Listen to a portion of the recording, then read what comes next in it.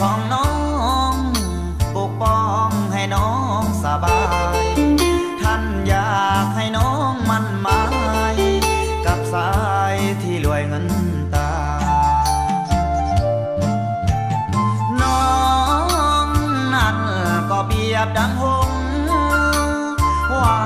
สนาอ้ายคงเปรียบกับหงส์บ่ได้ดอกนา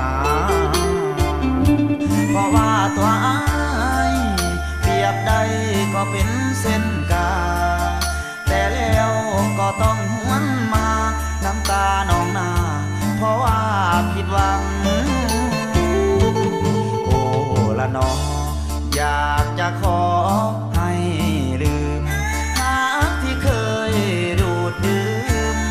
อยากจะลืมความหักเบื้องหลังทางน้องและอ้ายมันหมายเอาไว้จริงจังแต่ว่าพ่อแม่น้องสั่งเลยผิดหวังเพราะเฮานี่จนขอให้น้องนั้นจงสุขี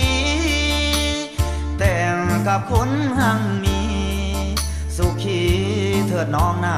มนอย่ามาหาอ้ายให้แม่น้องอายผู้คน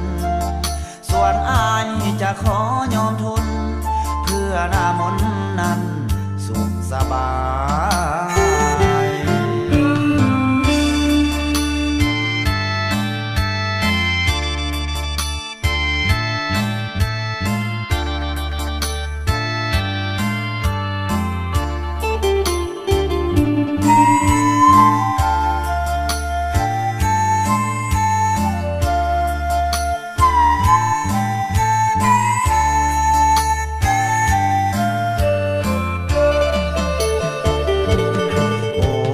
น้อง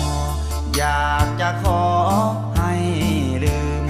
หากที่เคยดูดดื่มอยากจะลืมความหักเบื้องหลังทางน้องและอ้า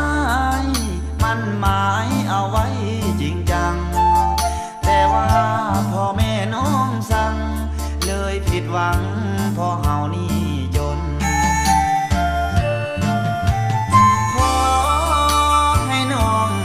จงสุขีแต่งกับคนหังมีสุขีเถิดน้องหน้ามนอย่ามาหาอ้ายให้แม่น้องอายผู้คนส่วนอ้ายจะขอยอมทนเพื่อหน้ามนนั้นสุขสบาย